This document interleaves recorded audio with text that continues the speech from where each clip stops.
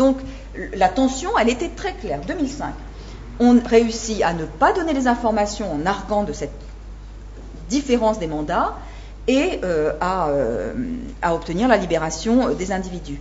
Et quelque part, cette année, donc de nouveau, les accusations de coopération avec la Cour pénale sortent de la même manière, de façon un petit peu plus subtile, c'est qu'en gros, c'est parce que vous avez alerté la communauté internationale que la CPI a été saisie. Et donc, vous êtes dangereux, et donc, vous coopérez. Donc, le gouvernement n'est pas idiot, ils savent qu'on ne coopère pas, parce que, bon, voilà.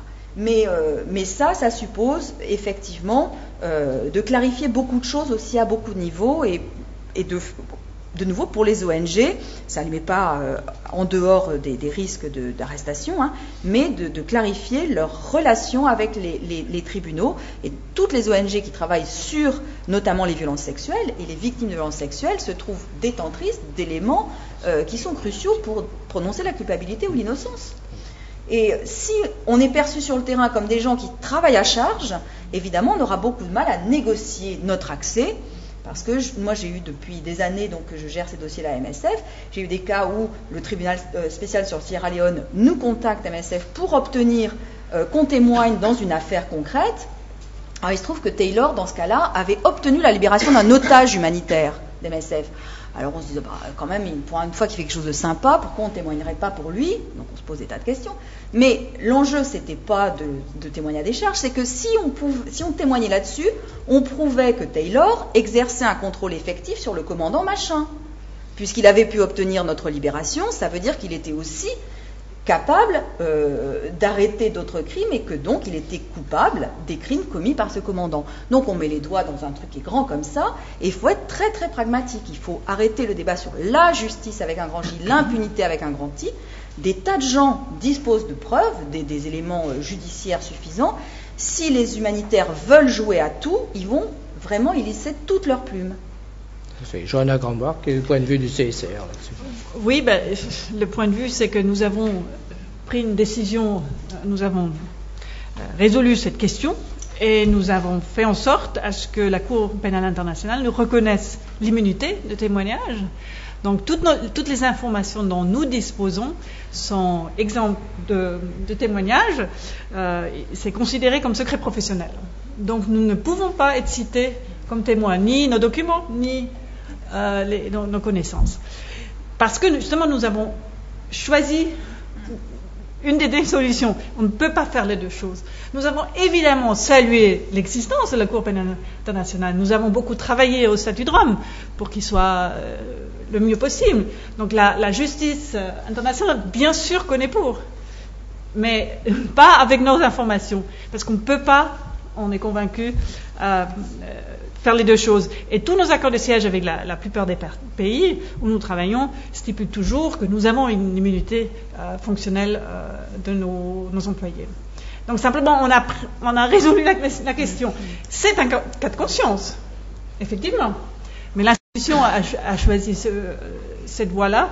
Elle est certainement la bonne parce que, comme tu l'as dit à la fin, c'est quand même très rare qu'on soit vraiment les seuls à avoir l'information qui va faire toute la différence dans un procès.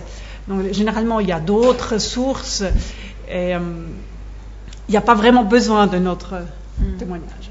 Juste un tout petit commentaire là-dessus pour préciser, effectivement, parce que les victimes, de toute façon, elles sont beaucoup plus informées que nous, quoi. Donc, penser qu'il n'y a que les humanitaires, de nouveau, qui seraient capables de faire la différence, c'est quand même se tromper assez gravement. Nous, on sait qu'il y a des victimes. Dans un procès pénal, on est assez inutile pour tout le reste, hein. Donc c'est aussi bien de diminuer le poids de cette responsabilité morale qu'on prendrait en refusant d'ouvrir nos archives qui permettraient d'épurer la planète entière. Dans nos archives, il y a de quoi montrer qu'il y a beaucoup de victimes, mais il n'y a absolument rien en général qui permette de remonter et d'imputer concrètement à quelqu'un. Voilà, donc en plus, on ne fait pas un gros risque. L'autre point, effectivement, le CICR a la chance d'avoir pu obtenir parce qu'il a un statut consultatif à l'ONU, d'avoir pu obtenir cette clause d'exemption à l'intérieur même du statut de Rome. Maintenant, toutes les ONG peuvent revendiquer cette exception. Il y a déjà des décisions de tribunaux internationaux qui ont reconnu le caractère incompatible de l'action de secours et du témoignage judiciaire. Les tribunaux sur l'ex-Yougoslavie, sur le Rwanda, ont déjà eu des jugements dans lesquels ils reconnaissent qu'il y a une immunité. Simplement, il faut que les ONG la demandent. Si elles ne la demandent pas, on ne la leur donne pas. Et nous, depuis 1994, on la demande régulièrement. On a toujours réussi à obtenir de ne pas être obligé à, y compris devant des tribunaux nationaux. Alors des fois, voilà, il y a un petit rapport de force, mais au pire, on payerait l'amende pour obstruction à la justice, ça ne coûte pas si cher que ça.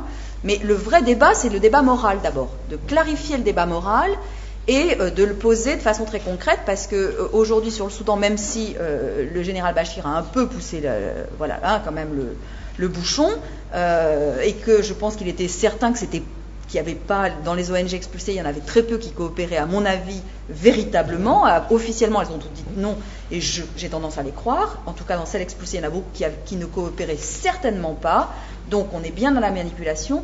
Il n'empêche que c'est important aussi que les ONG se positionnent vis-à-vis de ces questions-là, et sur un mode qui ne soit pas terroriste. On a le temps, il faut réfléchir, il faut se poser. Il y a des tas d'autres dangers dans l'humanitaire, mais là, il y a quand même un point de positionnement moral qui va très bien avec est-ce qu'on peut tout faire, et est-ce que c'est à nous de tout faire? Modestie, quoi. Il faut rester modeste. Oui, pour être efficace. Ouais. Frédéric Toussaint-Fonseca, vous avez quel positionnement dans cette affaire? Oui, merci. Le positionnement, il est clair. La France a été, avec notamment les États-Unis, à l'origine de la résolution 1593 du Conseil de sécurité, qui a saisi le Conseil de sécurité de la situation au Darfour. Donc il est évident que nous n'allions pas démentir notre soutien à la Cour pénale internationale. C'est d'ailleurs intégré dans notre diplomatie parmi les objectifs des droits de l'homme, la lutte contre l'impunité, et donc nous saluons et nous soutenons la Cour pénale internationale. Alors bien évidemment, d'ailleurs, quand la résolution du Conseil de sécurité appelle tous les États, d'ailleurs, des membres des Nations Unies, y compris les États non partis au statut de Rome, à coopérer avec la Cour pénale internationale.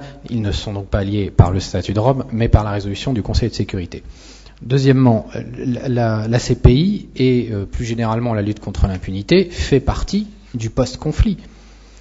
Il se pose une question quand on arrive en fin de conflit, de la justice transitionnelle, de l'accord de paix, de l'amnistie éventuelle de certains responsables, y compris de crimes graves. Donc, il ne faut pas être angélique sur ce point. Pour faciliter la fin d'un conflit, on peut aussi entrer dans des négociations politiques qui, évidemment, dont le prix est évidemment très précisément pesé. Et Françoise faisait référence à l'utilisation de l'article 16 du statut de Rome sur la suspension des poursuites par le Conseil de sécurité. Évidemment, la France et les États-Unis ont une position très ferme, mais néanmoins, nous soutenons le processus de paix au Darfour, qu'on appelle le processus de Doha, et également d'ailleurs, puisque ça a des répercussions sur le Darfour et l'attitude des autorités de Khartoum, le processus de paix nord-sud avec la mise en application du Comprehensive Peace Agreement. Donc, on est face à des questions qui ne sont pas que de l'ordre de la justice pénale internationale, mais aussi de l'ordre de la diplomatie et de la politique.